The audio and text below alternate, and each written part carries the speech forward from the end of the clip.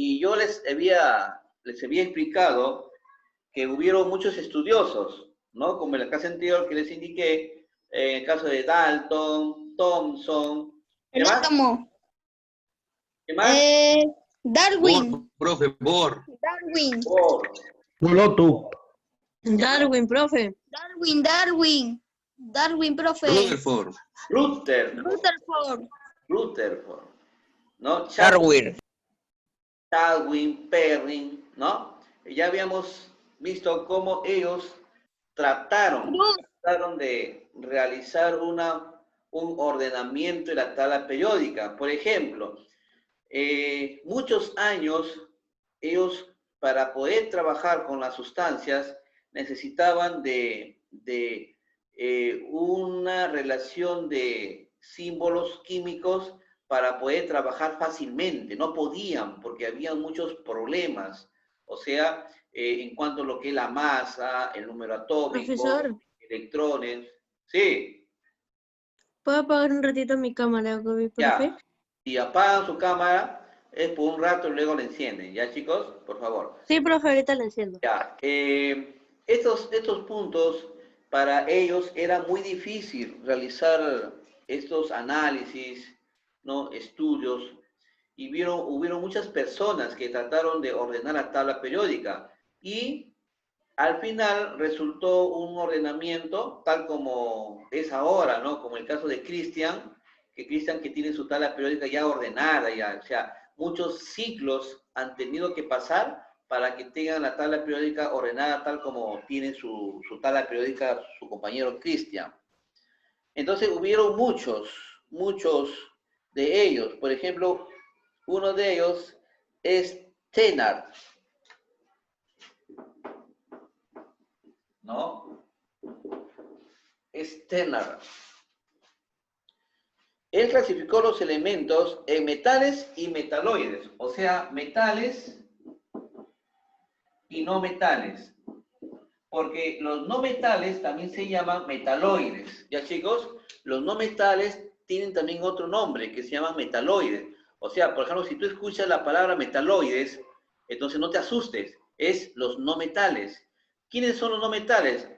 Los no metales son los elementos químicos que no conducen la energía. Y en este caso tenemos para lo que son gases, ¿no? Los gases, también tenemos el carbono, tenemos el cloro, tenemos el fósforo, o sea, todos esos elementos se encuentran en la tabla periódica, no tal como me enseñó Christian. Christian tiene su tabla periódica, ¿no? Entonces, ellos lo clasificaron en metales y no metales. Luego tenemos Dobereiner.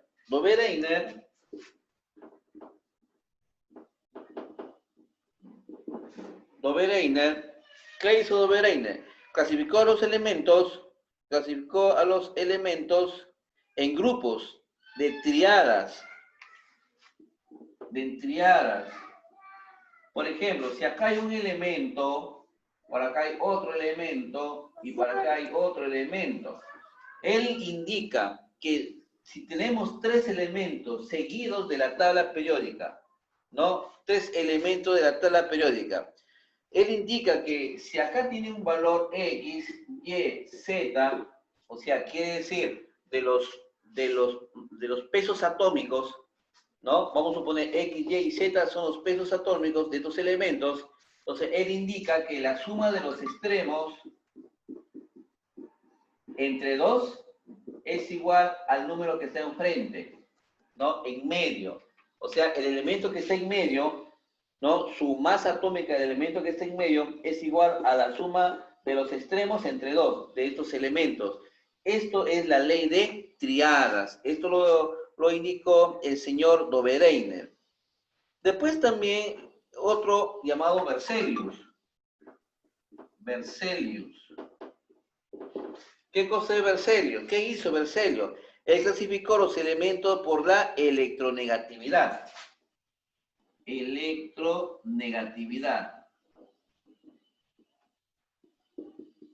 Ahí está. Por su electronegatividad. Él los clasificó toda la tabla periódica, pero en función de su electronegatividad.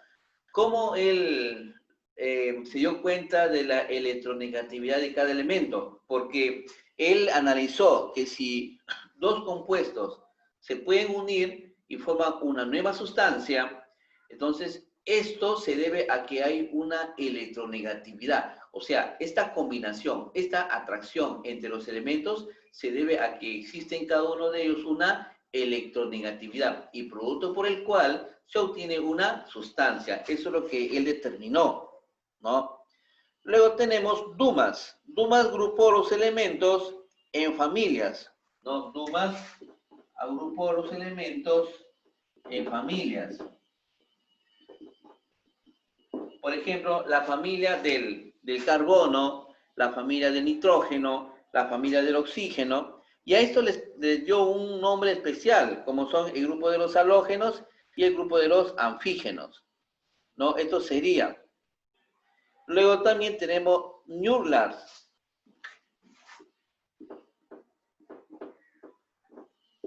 Newlands. ¿Qué indicó él? Newlands indicó que la ley, o sea, cada elemento se basa a una ley. Esta ley se llama ley de las octavas. ¿Qué significa esto? Que indicó que si un elemento tiene una cantidad de electrones en sus órbitas, lo que le falta para llegar a 8, ¿no? Para lo que le falta para llegar a 8 son los elementos que tiene que completar para que toda su órbita esté completa. A ese le llamó ley de las octavas. ¿Ya, chicos? Por ejemplo, ¿no? Si hablemos, por ejemplo, de un elemento conocido. A ver, tenemos en el caso del sodio. El sodio tiene más 1. Tiene más 1. Tenemos el cloro. El cloro tiene menos 1, por ejemplo. ¿Sí? El cloro tiene 7 electrones en la última capa. Tiene 7 electrones en la última capa. Y el sodio tiene un electrón en la última capa. O sea, ¿qué quiere decir? Si estos dos elementos se van a unir, me va a formar una sustancia llamada sodio cloro, o sea, más conocido como la sal de cocina, ¿no? Esta es la sal de cocina. El cloruro de sodio, el NaCl, o sea, el NaCloro, el sodio con cloro, mejor dicho, juntos forma la sal de cocina. ¿Y cómo se llamaría? Se llamaría el cloruro de sodio. ¿Y eso por qué? Porque cuando ellos se juntaron, al cloro, si sabemos que él tiene 7 electrones, para llegar a 8, ¿cuánto le falta? 1. 1. Entonces, utilizó... Profesor, sí. profesor, tengo una duda. Sí. Bueno, en mi tabla periódica me dice cloro, su valencia es 1, 3, 5, 7 y menos 1. ¿Ya? Ya. Y sí, te escucho. Usted ha escogido el menos 1. Ya. A ver. Los demás numeritos. Ya. A ver, déjame explicarte. Muchas gracias por hacerme esta pregunta. Muchas gracias.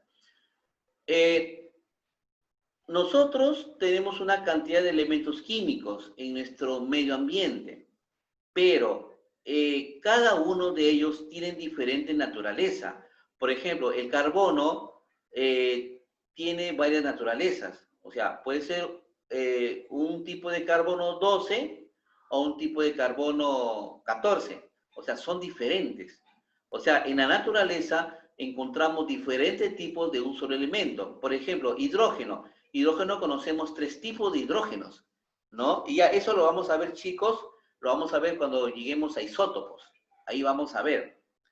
En cuanto al cloro, por ejemplo, también está el bromo, también está el yodo, ¿no? ¿No es cierto, Cristian? La fila, mira la fila del cloro. La fila Sí, de cloro, profe. está el cloro, el bromo, el yodo, el astato, ¿no? Exacto. Sí, profe. ¿Sí? Ya. Entonces, ellos tienen valencia 1, 3, 5 y 7. O sea, ellos tienen 4 valencias. El cloro, el bromo, el yodo y el astato tienen 4 valencias. El 1, el 3, el 5 y el 7. Pero además de ello, tiene el negativo -1. O sea, ¿qué quiere decir? Que el cloro lo podemos manifestar de 4 maneras. Por el 1, por la valencia 2, para la valencia 3 y por la valencia 4. Ahí está. Y el -1 se utiliza para determinar cuando este átomo se quiere unir a otro. O sea, ese -1, ¿qué significa? Ese -1 significa, acá está, que le hace falta un electrón para completar los 8 que dice Newlands. Newlands dice, la ley de la octava son aquellos para los elementos que le falta una cantidad de electrones para completar el número de 8. Es lo que nos dice. O sea que si el cloro tiene 7, ¿no? 1, 3, 5, 7. Ahí está, el 7. Para llegar a 8, ¿cuánto le falta? Menos 1. Este 1 se considera menos. ¿Por qué? El signo menos indica lo que le falta para llegar a 8. Es como el azufre. El azufre tiene -2. El azufre tiene -2, pero tiene valencia 6. O sea, si tiene 6 electrones en el último nivel de energía, quiere decir que para llegar a 8, ¿cuánto le falta? 2. Y ese 2 se va a considerar -2. O sea que le faltan 2 y le colocan el -2, ¿no? Claro. Vuelvo a Perfecto. repetir. El cloro tiene 7. Para llegar a 8 le falta 1. Como le falta, lo que le falta se expresa como menos. Entonces el cloro, cuando se une con el sodio le sobra 1. O sea, en realidad no es que le sobre, sino que tiene un electrón en la última capa de una manera natural. Entonces, cuando se unen los dos, este electrón que tiene la última capa lo va a compartir con el cloro. Eso lo vamos a ver, chicos, cuando estemos en el tema de enlaces químicos. En enlaces químicos ya vamos a hablar sobre este tema. Pero por el momento estamos determinando quiénes son los descubridores. O sea, vamos por partes todavía. O sea, no se vayan a preocupar, no se agiten todavía. Estamos todavía tranquilitos, despacio, todavía no se me asusten todavía. ¿Ya? Simplemente digo que Newland, él indicó la ley de las octavas, nada más. La ley de las octavas. Listo, la ley de las octavas. ¿Ya? A ver, chicos, una captura un poquito rápido porque quiero borrar la pizarra. A ver, una captura para que lo tengan referencia. Listo, profe.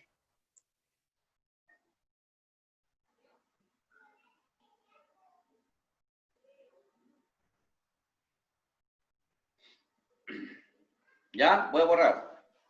Ya. Ya, profe, ya está.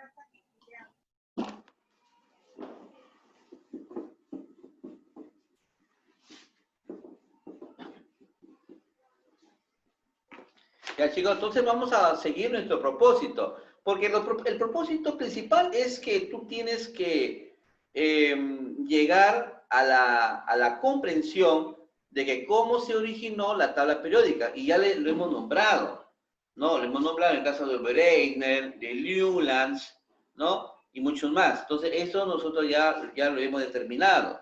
Después hay otro, un tal Meyer. Un tal Meyer. ¿Qué indicó Meyer o qué indica Meyer? Bueno, él indicó que ordenó todos los elementos en grupos y también en subgrupos. Eso es lo que indicó. O sea, quiere decir que en la tabla periódica, más o menos es así, más o menos por ahí. Sí, profe. Ahí está, aproximadamente. Estos son los grupos. Estos son los grupos. Sí, profe. Aproximadamente, ¿no? Grupo 1A, grupo 2A, acá, grupo 3A, 4A, 5A, 6A, 7A y acá es 8A. Listo. Y por acá comienza el B.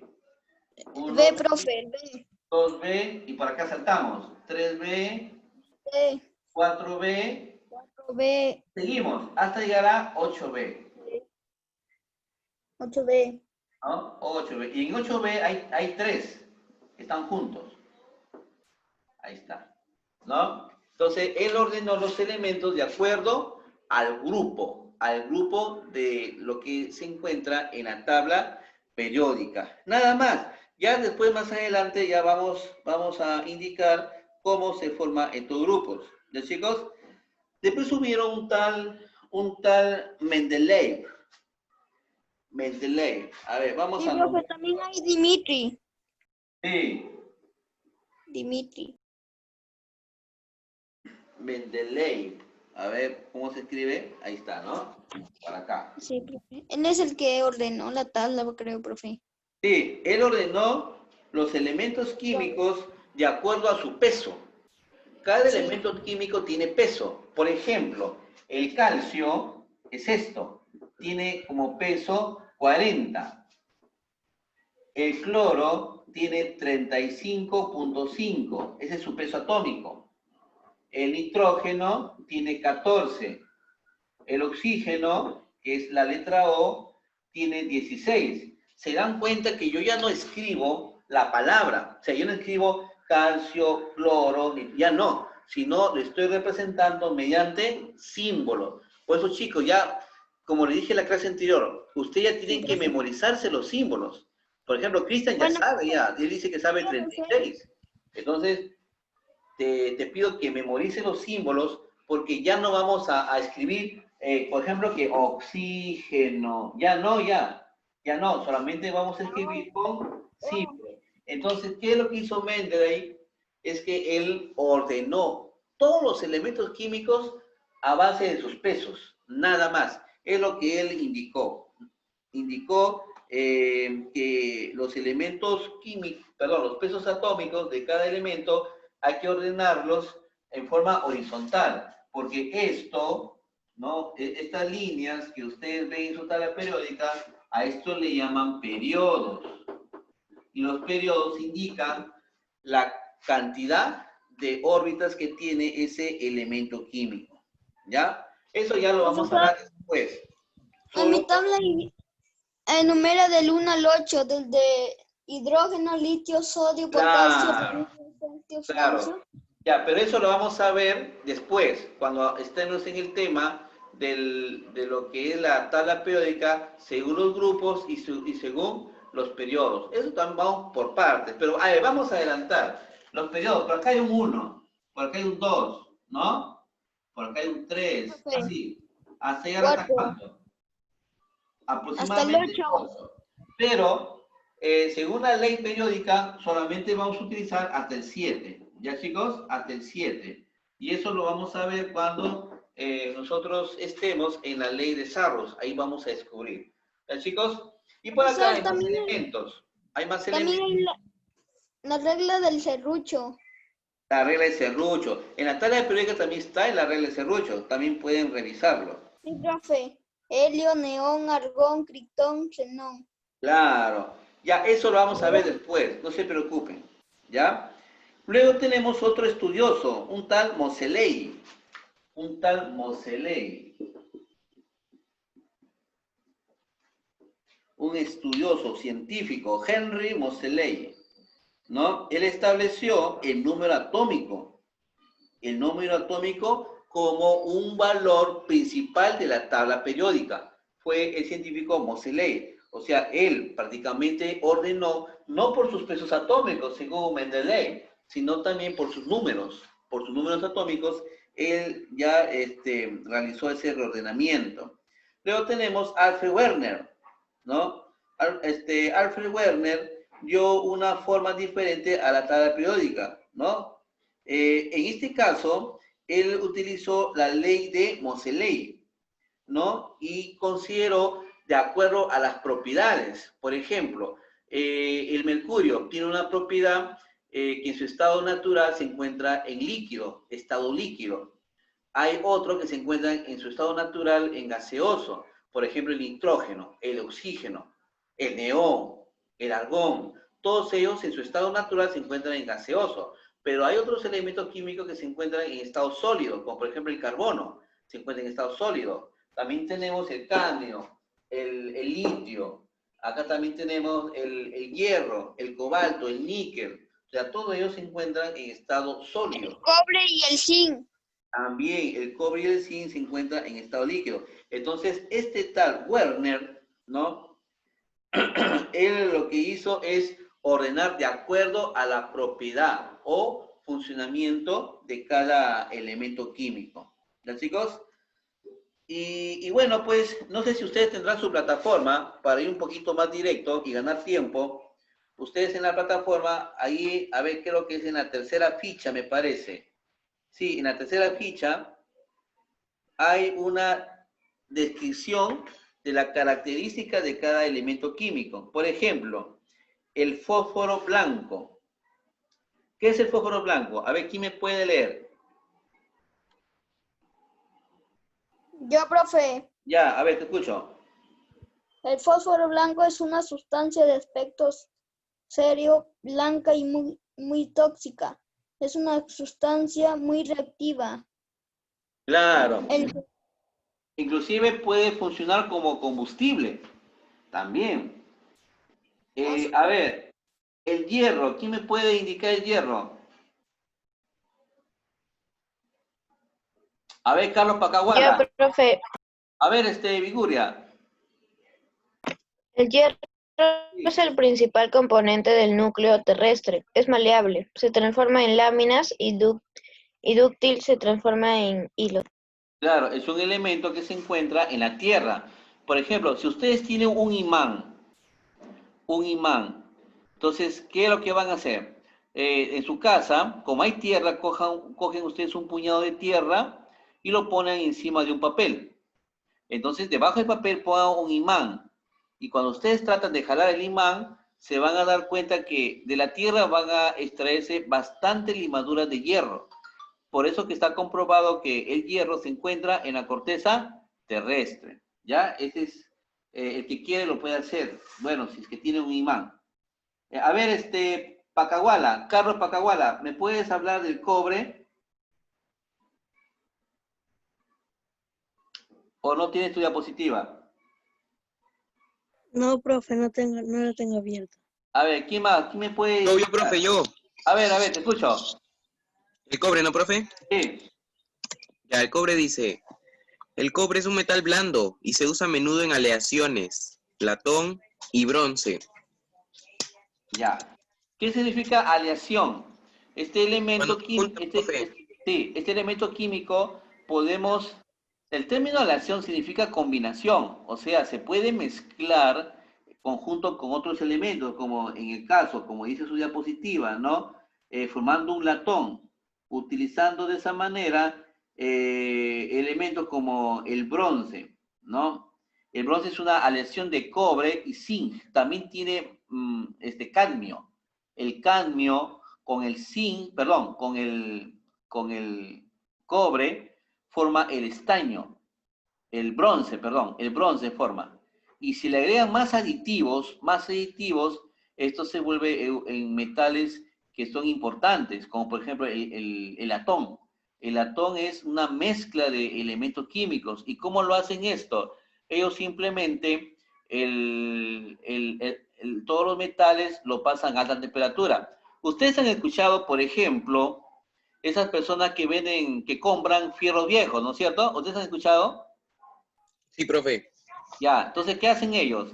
Hay gente que dice, pero ¿por qué el señor compra estas cosas que no sirven? No sirven, porque ni de segunda se puede utilizar. Entonces, ¿qué hacen? Lo que pasa es que estas piezas, las grandes empresas lo compran. fábricas, profe.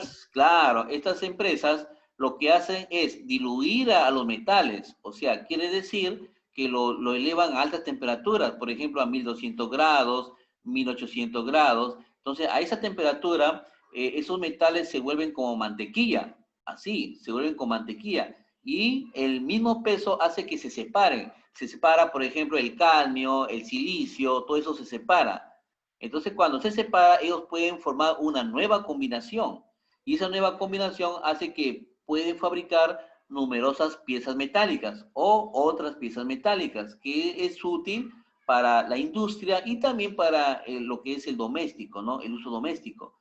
Entonces, eso, para eso se utiliza, ¿ya? Entonces, estos metales se encuentran en aleación. Ya sabemos que la aleación es una mezcla. Por ejemplo, en la siguiente diapositiva, ¿qué dice? El cadmio. El cadmio es un elemento tóxico presente en nuestros alimentos y normalmente se ingiere en niveles cercanos al máximo tolerable.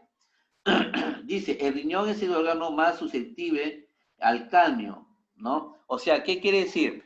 Por eso que nosotros no podemos ingerir demasiadas comidas chatarras, por el tema de que no solamente conglomeran grasas que cuando está en nuestro organismo se vuelven coágulos e inclusive nos puede venir un infarto. No solamente eso, sino que también cuando se exponen al medio ambiente, estos tipos de alimentos absorben este elemento que se llama el cadmio. El cadmio es un elemento que cuando se adhiere a estas comidas y nosotros los ingerimos sin saber por qué, nos hace daño, ¿no? Y como ustedes ven en su ficha, los riñones son los primeros en ser muy sensibles a este elemento y por lo tanto nos enfermamos. Entonces, por eso es conveniente comer en nuestras casas, ¿ya?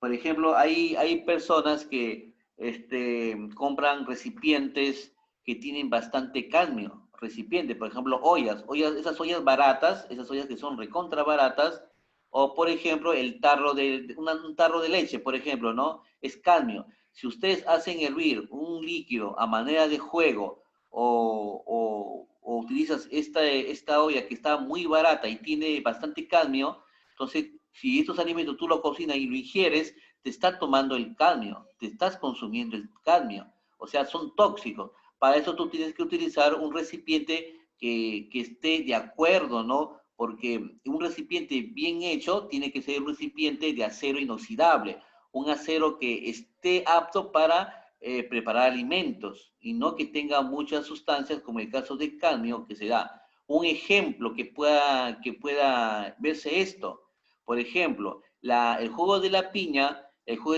arrasa el cadmio. Si ustedes se dan cuenta, pues si ustedes dejan cáscara de piña sobre una sustancia acerosa, se dan cuenta que la piña le extrae, le quita esta sustancia, en este caso al cadmio.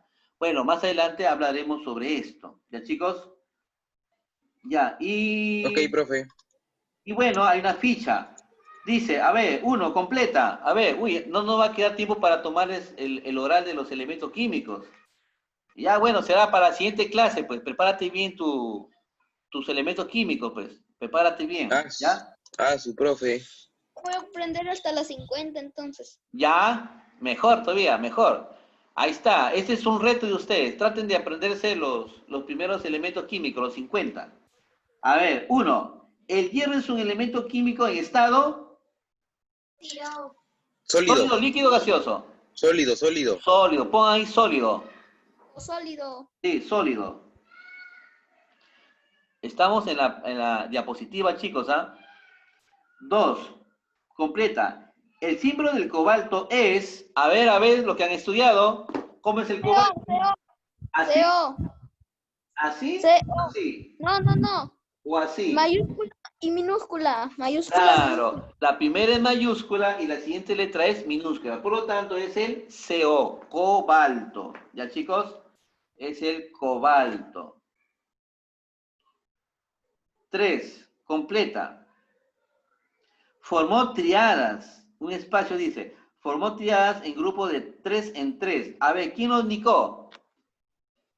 A ver, quiero verlos. ¿Quién indicó la triada? Claro. Doberreiner, profe. Ajá, Doberreiner, pero.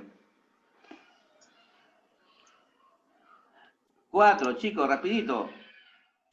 4. El espacio se utiliza para fabricar recipientes de combustible nuclear. A ver, El circonio. El circonio. el circonio, muy bien. Chicos, se nos acaba el Zoom, apúrense.